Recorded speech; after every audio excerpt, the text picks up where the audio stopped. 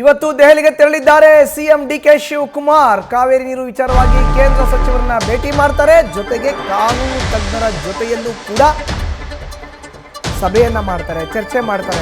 ಕಾವೇರಿ ನದಿ ನೀರು ಹಂಚಿಕೆ ವಿಷಯ ಇದೆಯಲ್ಲ, ಈ ಬಾರಿ ರಾಜ್ಯದಲ್ಲಿ ನಿರೀಕ್ಷಿತ ಪ್ರಮಾಣದಲ್ಲಿ ಮಳೆ ಆಗಿಲ್ಲ, ಮುಂಗಾರು ಕೈಕೊಟ್ಟಿದೆ. ಇಂತಹ ಸಂದರ್ಭದಲ್ಲಿ ನಾವು ತಮಿಳುನಾಡಿಗೆ ನೀರನ್ನ ಹೇಗೆ ಹರಿಸಬೇಕು ಅನ್ನೋ ವಿಷಯವನ್ನ ಕಾನೂನು ತಜ್ಞರ ಜೊತೆ ಮಾತಾಡ್ತಾರೆ. CWMA Kaveri water management authority ಕೊಟ್ಟಿರೋ ಅಂತ ಆದೇಶವನ್ನು ನಾವು ಹೇಗೆ ಪರಿಪಾಲನೆ ಮಾಡೋಕ್ಕಾಗುತ್ತೆ ಅಂತ ಚರ್ಚೆ ಮಾಡ್ತಾರೆ. ಇದೇ ವೇಳೆ ಹೈಕಮಾಂಡ್ ನಾಯಕರನ್ನ ಕೂಡ ಭೇಟಿ ಮಾಡಿ ಚರ್ಚೆ ಮಾಡುವಂಥ ಸಾಧ್ಯತೆ ಇದೆ. ಖಾಲಿ ಇರುವಂತಹ ಮಹಿಳಾ ಕೋಟಾದ ಸಚಿವ ಸ್ಥಾನದ ಬಗ್ಗೆ ಚರ್ಚೆ ಆಗುತ್ತೆ. ಯಾರನ್ನ ಸಚಿವ ಸ್ಥಾನಕ್ಕೆ ಆಯ್ಕೆ ಮಾಡಬೇಕೆಂಬ ಚರ್ಚೆ ಕೂಡ ನಡೆಯುತ್ತೆ. ಜೊತೆಗೆ ಬಿ ನಾಗೇಂದ್ರ ರಾಜೀನಾಮೆ ವಿಚಾರವನ್ನು ಕೂಡ ಸಿಎಂ ಚರ್ಚೆ ಮಾಡೋದಿದ್ದಾರೆ. ರಾಜೀನಾಮೆನ ಪಡೆದು ಆ ಸ್ಥಾನದಲ್ಲಿ ಯಾರಿಗೆ ಅವಕಾಶ ಕೊಡಬೇಕು, ಅಸಮಾಧಾನಿತ ಕೆಲವರನ್ನ ಸಂಪುಟಕ್ಕೆ ಸೇರಿಸ್ಕೊಳ್ಬೇಕಾ ಬೇಡವಾ, ಜೊತೆಗೆ 4 ಪರಿಷತ್ ಸ್ಥಾನಗಳಿಗೆ ನಾಮನಿರ್ದೇಶನ ಮಾಡಬೇಕಾಗಿದೆ. ನಿಗಮ ಮಂಡಳಿಯ ಅಧ್ಯಕ್ಷರ ನೇಮಕದ ಬಗ್ಗೆಯೂ ಕೂಡ ಚರ್ಚೆ ಮಾಡೋ ಅಂತ ಸಾಧ್ಯತೆ ಇದೆ. ಇದೆಲ್ಲನ ವಿಷಯವನ್ನು ಮುಂದಿಟ್ಕೊಂಡು ದೆಹಲಿಗೆ ಹೋಗಿದ್ದಾರೆ ಸಿಎಂ ಡಿಕೆ ಶಿವಕುಮಾರ್. ಹೆಚ್ಚಿನ ಮಾಹಿತಿ ನೀಡ್ತಾರೆ ನಮ್ಮ ಪ್ರತಿನಿಧಿ ಹರೀಶ್ ದೂರವಾಣಿ ಸಂಪರ್ಕಕ್ಕೆ ಸಿಕ್ಕಿದ್ದಾರೆ. ಹರೀಶ್, ಈಗಾಗಲೇ ಸಿಎಂ ದೆಹಲಿ ಇನ್ನೇನು ಕೆಲವೇ ನಿಮಿಷಗಳಲ್ಲಿ ಎಂಟ್ರಿ ಆಗ್ತಾರೆ. ದೆಹಲಿಯ ಹಿಂದಿನ ಅಜೆಂಡಾಗಳನ್ನು ವಿವರಿಸೋದಾದ್ರೆ ಮಧುಸೂದನ್, ಬಹಳ ಮುಖ್ಯವಾಗಿರುವಂತದ್ದು ಕೇಂದ್ರ ಸಚಿವರು ಮತ್ತೆ ಕಾನೂನು ತಜ್ಞರ ಸಭೆ ನೆಪದಲ್ಲಿ ಇವತ್ತು ಸಿಎಂ ಡಿಕೆ ಶಿವಕುಮಾರ್ ಅವರು ದೆಹಲಿಗೆ ಪ್ರಯಾಣವನ್ನು ಬೆಳೆಸಿದ್ದಾರೆ. ಬೆಳಗ್ಗೆ 7 ಗಂಟೆಗೆ ಕೂಡ ದೆಹಲಿ ಫ್ಲೈಟ್ ಅನ್ನು ಹತ್ತಿದ್ದಾರೆ. ಕೆಲವೇ ಹೊತ್ತಿನಲ್ಲೇ ಅವರು ದೆಹಲಿಯಲ್ಲಿ ಲ್ಯಾಂಡ್ ಕೂಡ ಆಗ್ತಿದ್ದಾರೆ.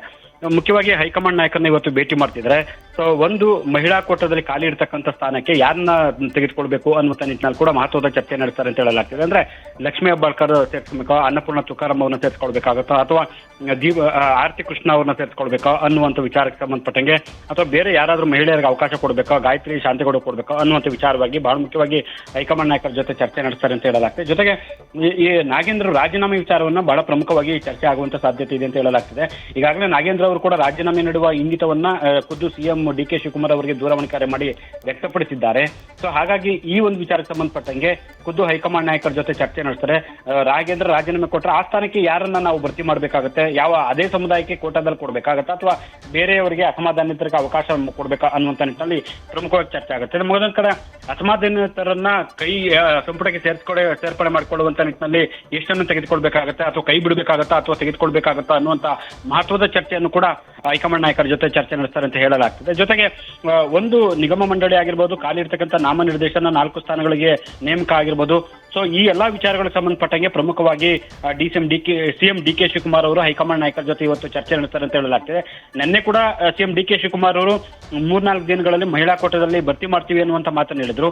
ಹಾಗಾಗಿ ಯಾರಿಗೆ ಅವಕಾಶವನ್ನು ಕೊಡಬೇಕು ಅನ್ನುವಂತ ನಿಟ್ಟಿನಲ್ಲಿ ಹೈಕಮಾಂಡ್ ನಾಯಕರ ಜೊತೆ ಚರ್ಚೆ ನಡೆಸಿ ಗ್ರೀನ್ ಸಿಗ್ನಲ್ ಅನ್ನು ಪಡ್ಕೊಂಡು ಅವರು ವಾಪಸ್ ಆಗ್ತಾರೆ ರಾತ್ರಿಗೆ ಅಂತ ಹೇಳಲಾಗ್ತಿದೆ. ಮಧುಸೂದನ್, ಹರೀಶ್, ಹಾಗೆ ಸಂಪರ್ಕದಲ್ಲಿ ಇರಿ. ನ್ಯೂಸ್ ಫಸ್ಟ್ ನಿರ್ಭೀತಿಯಿಂದ ನಿಮ್ಮ ಪರವಾಗಿ.